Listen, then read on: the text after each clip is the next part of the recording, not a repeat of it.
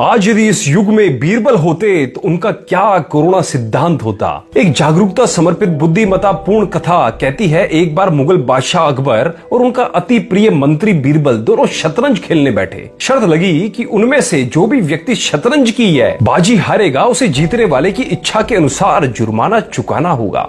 इसी क्रम में बादशाह ने कह दिया, बीरबल, यदि यह बाजी मैं जीता तो तुम्हें जुर्माना स्वरूप मुझे 100 स्वर्ण मुद्राएं देनी होगी। इस पर बीरबल ने हाँ में गर्दन हिलाई। अब बारी बीरबल की थी। वह बोला, जहांपना, यदि इस बाजी में आप हारे और मैं जीता तो आप मुझे जुर्माने के रूप में शतरंज के 64 खानों में गेहूं के दाने रखकर चुकाएंगे, लेकिन इसमें मेरी एक छोटी सी शर्त यह रहेगी कि आपको शतरंज के पहले खाने में गेहूं का 1 दाना रखना होगा, दूसरे खाने में पहले के दोगुने 2 दाने, तीसरे खाने में 2 के दुगने 4 दाने, चौथे खाने में 4 के दुगने 8 दाने, पांचवें खाने में 8 के दुगने 16 दाने।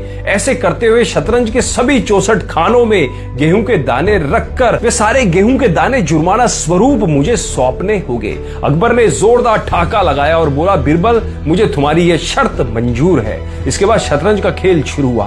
अब बाजी में बीरबल जीत गया और अब हारने वाले अकबर बादशाह ने बड़े ही अहंकार के साथ अपने खजांची को हुक्म दिया कि वे बीरबल को शर्त के अनुसार शतरंज के 64 खानों में गेहूं के दाने रखकर कुल दाने चुका दे। बीरबल की शर्त को पूरी करने के दौरान अकबर बादशाह का खजांची थोड़ी ही देर में पसीने पसीने हो गया। फिर वह अकबर बादशाह के सामने हाथ जोड़कर खड़ा हो गया और बोला, जहांपना, हम हुकूमत का सारा खजाना खाली भी कर लें तो भी बीरबल की शर्त को पूरी नहीं कर पाएंगे। अकबर यानी सुल्तान हिंद को खजांची की बात पर विश्वास नहीं हुआ, लेकिन जब खुद उसने 64 खाने की जोड़ लगाई तो उसका मुंह खुला का खुला रह गया। बीरबल की शर्त के अनुसार शतरंज के सबसे आखिरी अकेले 64 खाने में गेहूं के 9 2 2 3 3 7 2 0 3 6 8 5 4 7 7 5 8 0 8 दाने रखने पड़ रहे थे और 1 से लगाकर 64 तक के सभी खानों में रखे जाने वाले गेहूं के कुल दाने की संख्या हो रही थी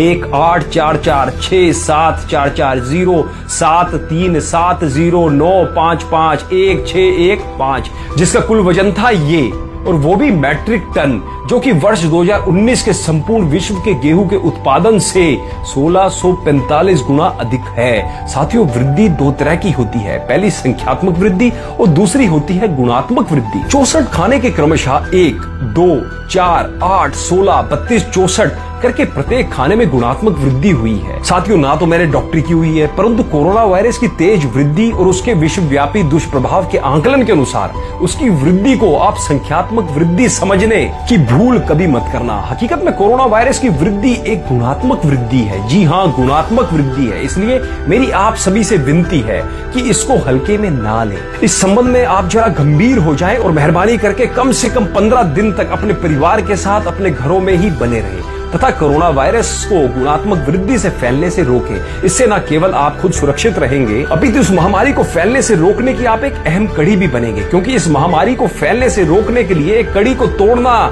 ज्यादा फायदेमंद है, बहुत ज्यादा जरूरी है। दोस्तों, मैं तो अपना फर्ज निभा रहा हूँ आपको ज्यादा से ज्यादा जागरूक करके। अब आपकी बारी है, इस वीडियो को ज्यादा से ज्यादा लोगों में शेयर करें और उनको भी इस बीमारी के प्रति जागरूक जरूर करें। धन्यवाद।